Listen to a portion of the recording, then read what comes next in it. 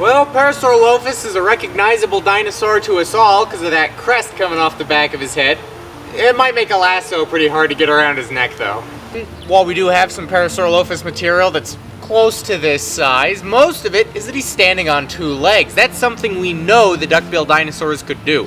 While they'd walk around a lot on all four, when they needed to get anywhere in a hurry or reach up high, they could rear back onto two, like you see in the Jurassic World Dominion trailer, or all the way back in the Lost World. One of the distinctive things about Parasaurolophus, and part of why I think it's so popular, is that crest on top of its head. Makes them really easy to tell apart from other duck-billed dinosaurs. That might have actually been some of the idea. Lots of different Lambeosaurines, the family of duck-billed dinosaur this guy's a part of, have different shaped crests on top of their head. It could be so that they could tell who was who and who you wanted to hang out with. That crest is also an extension of the nose, could have been used for making lots of noise.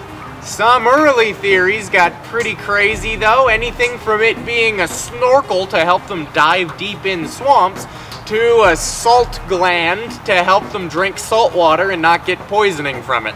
One of the most personally interesting shots in the movie to me was the Parasaurolophus with the snow. It's not something you usually see, is dinosaurs in snow, and for Parasaurolophus, it's probably not something you would see back in the past either.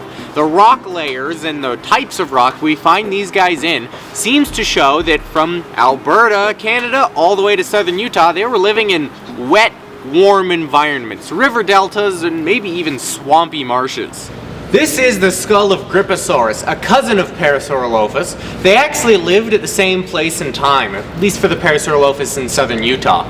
Gripposaurus is what we call basal. It looks more like its ancestors, whereas Parasaurolophus is derived. It means it looks less like its ancestors.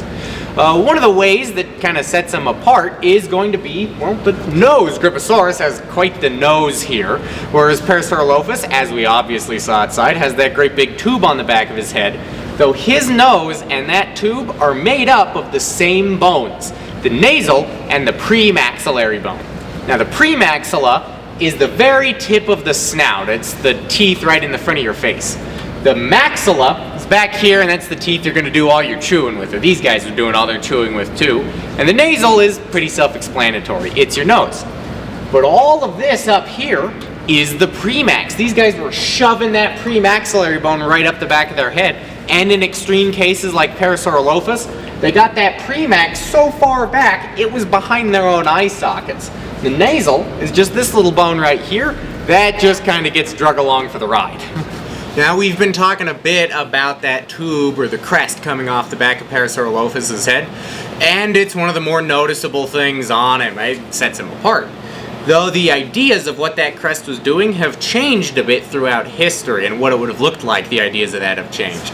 This one shows a flap of skin coming off the back of the crest, kind of making it like a little flag almost. The idea was that it was there to give him more space to show off with, so a lot of old paintings that have the skin flap give it bright colors and shapes and stripes, though the idea of it showing off isn't that popular anymore, because it's just not that big compared to the rest of the animal. These guys are about as big as a school bus, a little area like that, just don't show off very well. So most modern reconstructions are going to have just the crest itself, like on this one, the sculptures in the park, and the ones you'll see in the movie. You can also see very well here the beak of Parasaurolophus. And it exemplifies pretty well why these guys have been nicknamed the duck-billed dinosaurs. Their beaks, the front of their faces, look a lot like that of a duck, though they're using them totally differently. Ducks' beaks are to help them filter out small material from water. These guys are just using those wide beaks to help them shovel as much plant material down their gullet as they can. We've only skimmed the surface on duck-billed dinosaurs. I mean, we have an entire Parasaurolophus skeleton here that we didn't even mention. So if you have any questions about these guys or anything else about life in the past, feel free to come on down to the park. We'll probably have something for you to see, and we have docents you can ask to answer your questions.